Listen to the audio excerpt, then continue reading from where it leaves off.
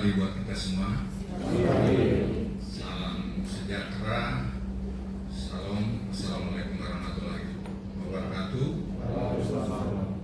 Om Swastiastu, Namo Buddhaya, salam kebajikan, salam sehat dan bahagia buat kita semua.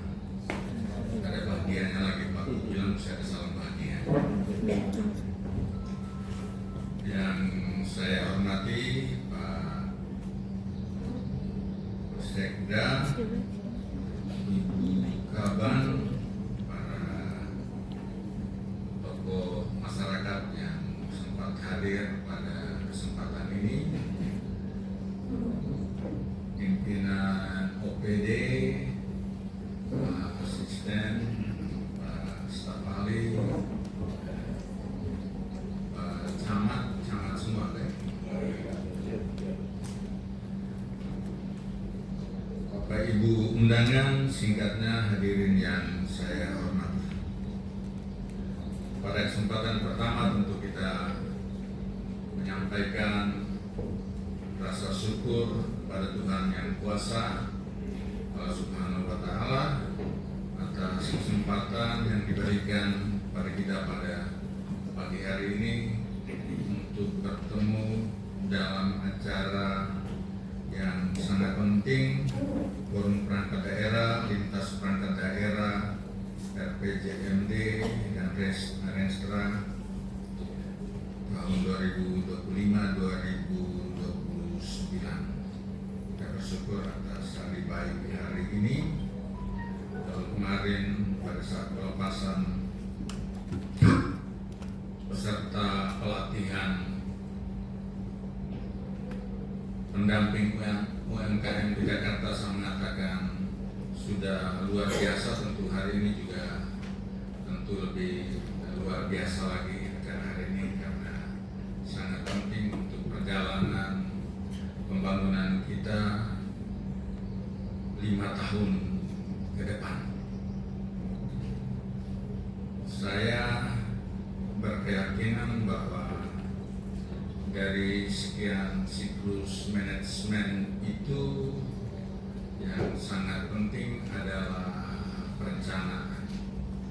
Tidak tahu benar atau tidak, di masa kampanye itu kita omong bahwa perencanaan itu menentukan keberhasilan suatu daerah itu sampai dengan 80%. Dan sampai hari ini kalau kita bongkar bangkir dokumen yang ada, maka saya sepertinya tetap berkeyakinan bahwa kalau kita menatah perencanaan kita ini dengan baik, maka outcome yang kita hasilkan ke depan selama 5 tahun itu menjadi agak berbeda dan meningkat secara signifikan. Saya punya keyakinan itu karena juga kepercayaan bahwa kalau kita mau maju, kita juga harus mulai keluar dari box, out of the box, tidak terkurung dalam rencana yang itu-itu saja, rencana yang tidak peduli dengan outcome, yang penting itu posisi saya jalan, rencana yang tidak terlalu berdampak pada kehidupan masyarakat, rencana yang konektivitasnya terhadap visi dan misi, output besar yang ditargetkan daerah itu terlepas sama sekali. Karena itu memang kita mengambil waktu agak banyak untuk urusan perencanaan, dan sebagaimana janji saya terlebih dahulu pada forum di tempat ini juga, saya sudah mengatakan bahwa saya akan hands on dalam urusan perencanaan, dan saya juga konsisten dengan bahasa saya hands on dalam urusan perencanaan. Dan keterlambatan saya ini juga karena hands on-nya itu saya masih pegang, sekalipun sisa sekitar sekian persen, tetapi sampai dengan jam sebelum saya mandi ini saya masih di hadapan komputer untuk memegang, menata, menyempurnakan, menambahkan apa yang sudah disiapkan oleh PP 4D itu. Ini bukan sekedar justifikasi karena saya terlambat, senior Pak Haji. Saya memang benar-benar di hadapan komputer selama ini punya waktu, mau menyisihkan waktu untuk kerja itu, tetapi selalu terpotong dengan banyak kegiatan sehingga beberapa hari ini saya adalah fokus di situ. Syukur untuk bagian kebijakan, strategi dan arah pembangunan. Sebelum itu apa, Ibu Kapan?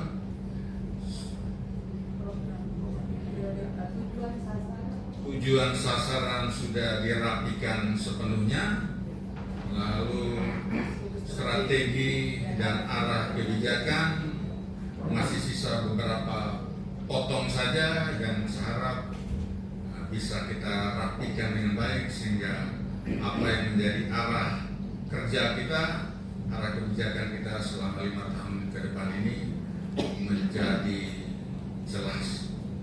Menjadi jelas di dalam semangat, tetap pada semangat awal, lompatan jauh yang kita maknai sebagai lompatan produktivitas. Karena itu kita hadir di sini, mudah-mudahan dengan semangat yang sama juga, semangat lompatan jauh, tidak semangat lompat ulang-ulang saja di tempat, tetapi lompatan jauh berubah dari titik kita sekarang ke titik yang baru. Tentang lompatan jauh sudah ulang-ulang kita elaborasikan, kita kasih pengertian, terutama juga yang sekarang saya kira Ibu Kapan sudah kita elaborasi dengan lebih baik. Pengertian lompatan jauh ini bab 3 RPJMD itu memang sebagainya sudah kita sampaikan waktu pidato penyampaian Ranwal di DPRD. Terakhir di bab 3 itu sudah terelaborasi dengan lebih baik tentang apa yang dimaksudkan dengan lompatan jauh itu. Mudah-mudahan kita semua menyatukan semangat di tagline lompatan jauh itu, dan karena itu mengembangkan kreativitas kita semaksimal mungkin pada hari ini, sekalipun prosesnya tidak untuk mengembangkan pikiran-pikiran kita, menurunkan visi misi lompatan jauh itu dalam rumusan-rumusan strategi dan arah kebijakan yang lebih jelas di situ.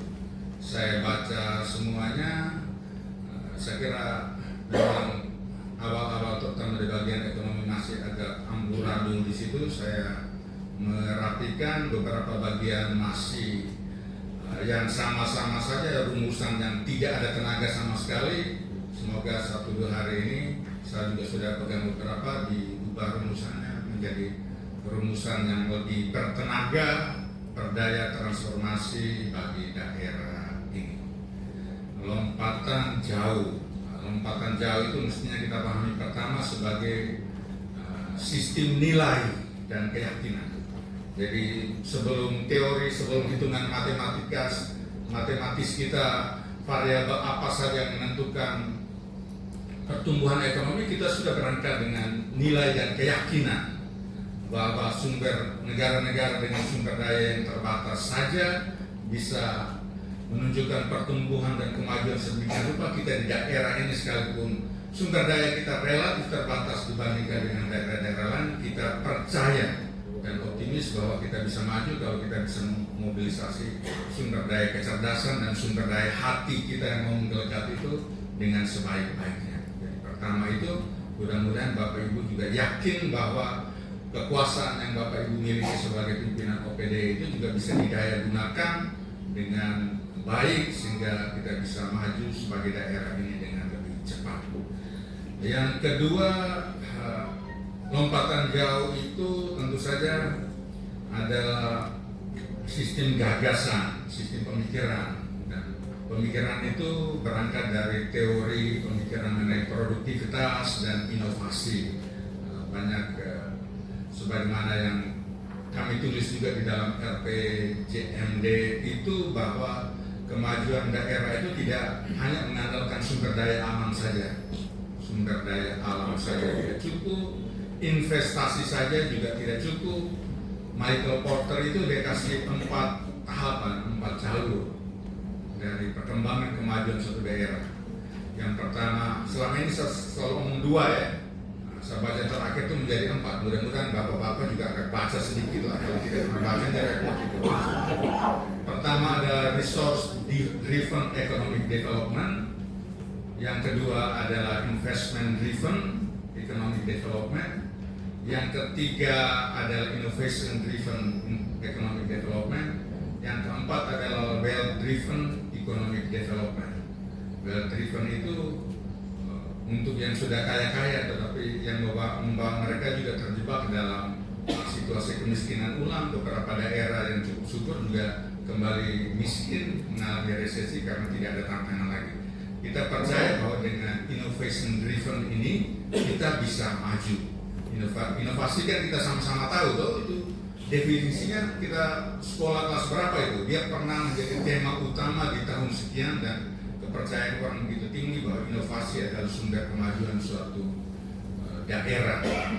Inovasi pengertian awalnya itu adalah sesuatu yang sungguh-sungguh baru, temuan yang sungguh-sungguh baru. Tapi kita longgar dalam pengertian, sejalan dengan pergeseran makna dari konsep inovasi ini, kita menganggap bahwa sesuatu yang baru tetapi sudah diterapkan di tempat lain, kalau kita adopsi di sini juga kita anggap sebagai inovasi lah. Gitu. Jadi ada bentuk pengertian inovasi. Jadi kepercayaan bahwa inovasi, perubahan pada tingkat teknis, metodis, prosedur, tetapi juga perubahan di ekosistem, lalu juga perubahan jiwa semangat, itu juga merupakan bagian dari pengertian inovasi. Lalu yang ketiga tentu saja sistem kebijakan dan prioritas. Ketika kita ngomong tentang lompatan jauh, Flores Timur, dengan sendirinya yang kita pikirkan itu adalah tentu saja lompatan terutama dari bidang ekonomi kita. Bidang-bidang lain juga penting, tetapi kalau bidang ekonomi ini kita lepas begitu saja tanpa fokus yang jelas, maka kita akan selalu tergantung ke pusat. Begitu pusat potong kita cuma 37 miliar, kita di sini teriak seperti kesakitan berat di daerah ini, dan semua republik ini hampir sama saja gitu karena ketergantungan itu. Karena itu kita mau memutus mata ketergantungan, kita tidak tahu negara kita ini akan survive dengan kekuatan ekonomi besar kapan.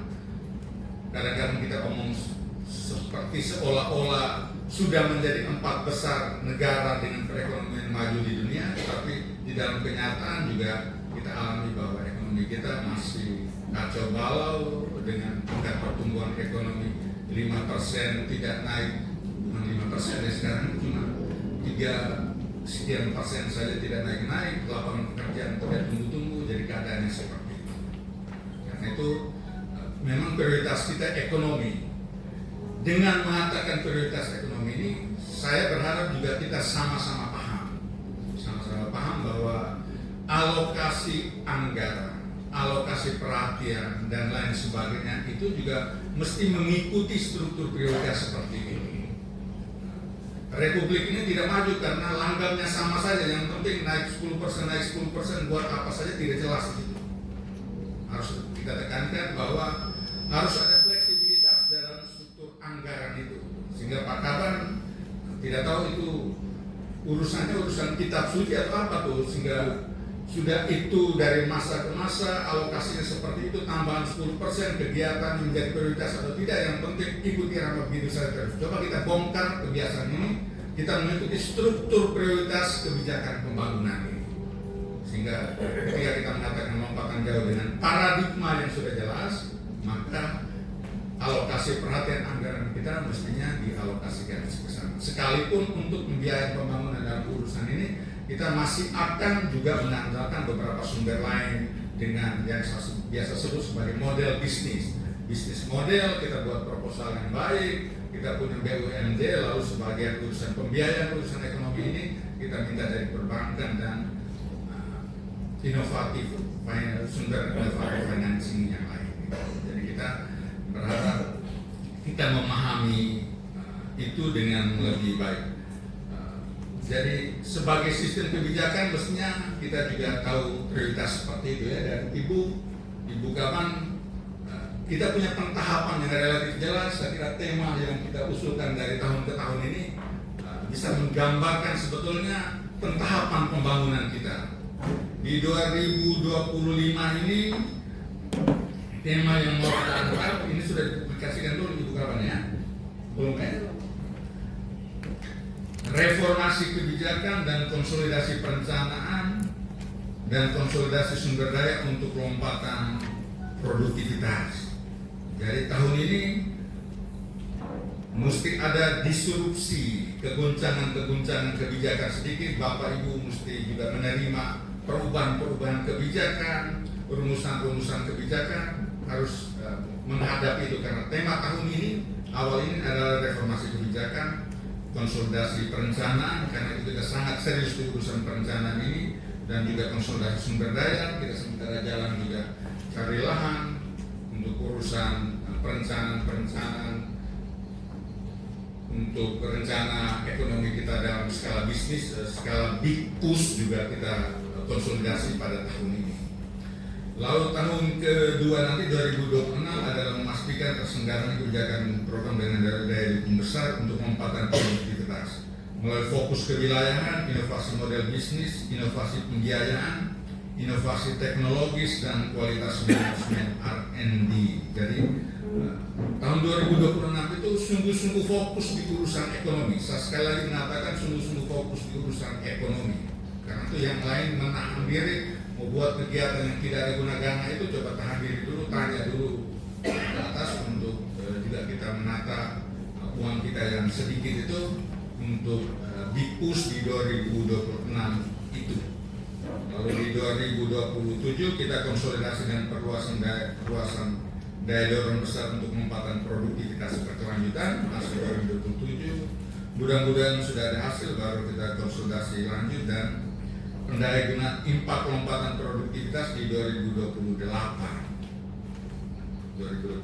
lalu 2029 konsolidasi modal sosial. Kita tahu modal sosial agar di akhir benar atau tidak bahagia, tapi saya kira kita bisa di awal, tapi juga di akhir baru kita lebih baik lagi lah untuk bersama konsolidasi modal sosial ini.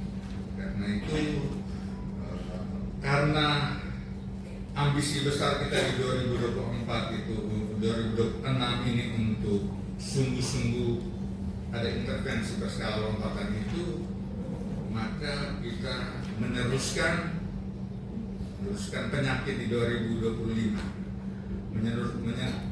meneruskan kata yang membuat kita stres di 2025 dulu. Dalam bahasa Soeharto yang kita pernah kagumi itu namanya ikat pinggang. Mudah-mudahan kita ini masih bersedia untuk ikat pinggang di bawah tema efisiensi itu di 2026 supaya kita juga bisa memobilisasi sumber daya kita untuk pelaksanaan program-program lompatan jauh itu. Mudah-mudahan hasilnya bisa sedikit kelihatan di 2027 supaya bagi di urusan pendidikan guru-guru honor kita dan lain sebagainya. Lalu kita juga mulai memulihkan kembali kita punya ikat pinggang itu sehingga menjadi baik gitu. Jadi ada juga resiko yang kita tanggung dari perencanaan dengan ambisi besar di bawah tagline lompatan jauh itu. Mudah-mudahan kita semua bisa berpikir ini tidak untuk gagah-gagahan pemimpin daerah ini karena sudah punya visi lompatan jauh, tapi kita tahu bahwa lompatan jauh tentu tertuju pada kesejahteraan masyarakat kita, untuk gagah-gagahan kami di sini. Saya kira beberapa itu yang boleh saya sampaikan. Selamat hari ini, mudah-mudahan kita bisa serius menata perencanaan kita dengan semangat yang tinggi, dengan hati yang baik, hati yang ikhlas untuk daerah kita yang punya tantangan besar ini. Semua angka kita sudah hafal semua ya. Angka pertumbuhan ekonomi 2, berapa sekarang? 2,69, target di 2026 berapa itu? 3,5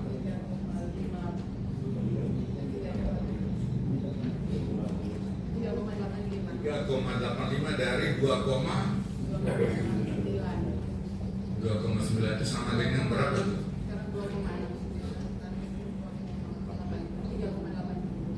Itu berarti 1,2% ya. 1,2%. 1,2 dibagi 100, sama-sama kita hitung di otak. 1,2 dibagi 100 kali PDRB kita berapa nih? 6 triliun atau 4 triliun kita PDRB.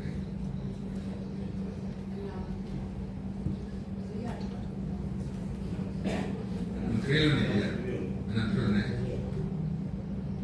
Jangan sampai hafal saya sendiri deh. 1,2 bagi 100 kali 6 triliun. Kita hitung dulu biar kita sama-sama berimajinasi supaya gitu ya. 10% dari 6 triliun berarti 600 miliar.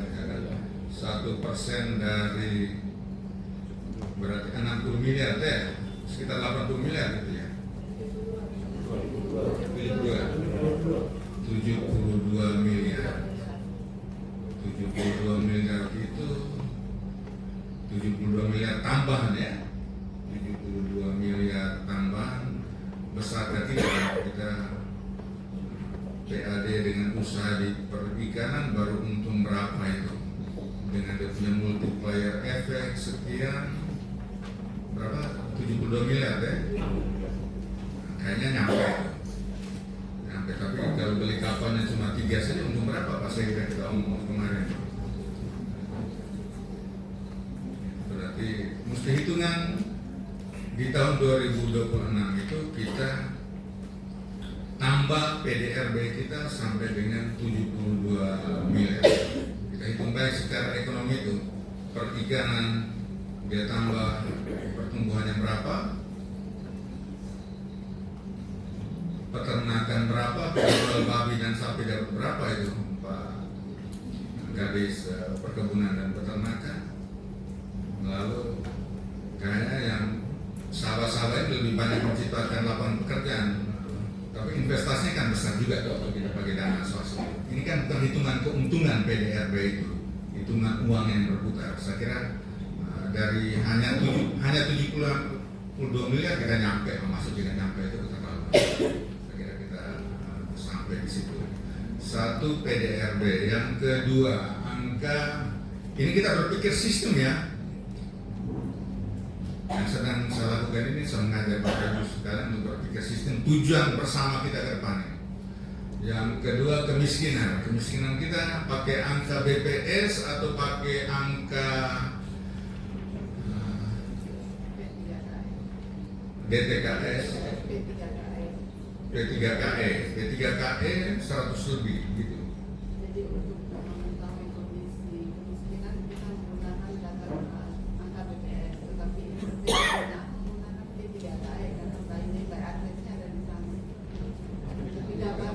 Angka kita di angka kemiskinan kita di 30 berapa ribu? 29 ya, 29 ya, 29. Ke tenaga kerjaan berapa nih target kita ke Jepang nih? Kali ini 25 orang, kalau ada uang kita tambah lagi 25 orang, kali tahun depan tuh mesti 100 orang ya. 100 orang kirim uang dari Jepang dengan kontribusi dari urusan apa itu? Istilahnya apa tuh kirim uang dari luar negeri itu? Bisa di bawah devisa itu kirim uang dari luar negeri itu. Nah, itu sudah sekian tuh. Jadi urus tenaga kerja itu juga bantu doi kita banyak gitu. Nanti mudah-mudahan juga urusan kirim orang ke luar negeri ini kita pakai, kita punya perusahaan penempatan tenaga kerja di sini sehingga keuntungan dari dapat. Jadi segala cara kita maksimalkan untuk dongkrak kita punya ekonomi ini supaya juga setelah ekonomi aman kita bisa melangkah ke yang lain. Itu soal ekonominya. Urusan pendidikan urusan pendidikan ini Pak Kadis ini orang pintar semua mesti kumpul di dinas pendidikan ini, tapi perencanaannya amburadul itu. Ini sama seperti kesehatan ini, tabel-tabel kok masih pakai selain itu tuh memalukan sekali tuh. Jadi tabel itu membantu kita untuk memperjelas apa saja yang harus kita lakukan di situ. Jadi item 1, 2, 3, 4 itu mesti jelas. Ini soal the clarity of the direction kita mesti jelas di situ, dirumuskan dengan baik. Saya masih bongkar-bongkar belum selesai juga di situ. Dari rumusan yang tidak jelas itu menciptakan pelaksanaan kerja kita di lapangan juga yang tidak jelas-jelas ya. Jadi kita mesti perjelas semua urusan rencana kita tinjau aspek strategisnya sejalan dengan visi misi atau tidak, aspek kemasyarakatan yang menjawab persoalan-persoalan lapangan atau tidak. Jadi itu ya beberapa. Saya agak gaya bupati hari ini. Biasanya kan tidak marah-marah atau senyum-senyum saja. Hari ini saya agak serius. Mudah-mudahan keseriusan ini tidak membuat kita kaku berpikir lah. Kita tetap senyum dalam proses, tetapi senyum dengan kepastian bahwa kita mau kreatif gitu. Jangan senyum untuk merayu saya sebagai bupati supaya kita jalan di tempat lebih baik. Sebenarnya paling saya tidak suka sekali menunjukkan ketidaksukaan itu baru kesempatan ini pada kami. Itu saja, mari kita menjalani proses ini dengan baik. Renstra OPD konsisten dengan Renstra dengan RPJMD. Konsistensi. Kata itu hari ini mesti jelas, konsistensi. Tidak ada yang terlepas, yang terbuang-buang. Doi sudah sedikit bermain-main terlepas banyak di situ, tidak baik. Kita mesti belajar konsisten dengan kita punya buah hati, tapi konsisten dalam urusan kebijakan ini juga. Ada target output besar, kita turunkan bawah juga disiplin konsistensi itu, disiplin of being konsisten itu penting dalam tahapan kita hari ini sehingga dia punya terjemahan itu kompak. Ekonomi kita tuh masih target umum ya. Saya ingat 3,8 nanti. Hari ini juga perikanan harus targetkan sektor perikanan dia tumbuh berapa, perkebunan tumbuh berapa, lalu juga tanaman tumbuh berapa, ekonomi tumbuh berapa, lapangan pekerjaan yang bisa terserah berapa, inovasi apa saja yang diandalkan mudah-mudahan tercermin dalam dokumen RPJMD dan Renstra dan sebagainya. Sekian saja, terima kasih, selamat bermusyawarah. Mengembangkan pikiran, mudah-mudahan apa yang kita hasilkan hari ini sampai dengan proses akhir RPJMD bisa mencerminkan pikiran-pikiran terbaik kita dan hari terbaik kita untuk kemajuan Kota. Sekian, terima kasih, selamat siang buat kita semua. Assalamualaikum warahmatullahi wabarakatuh.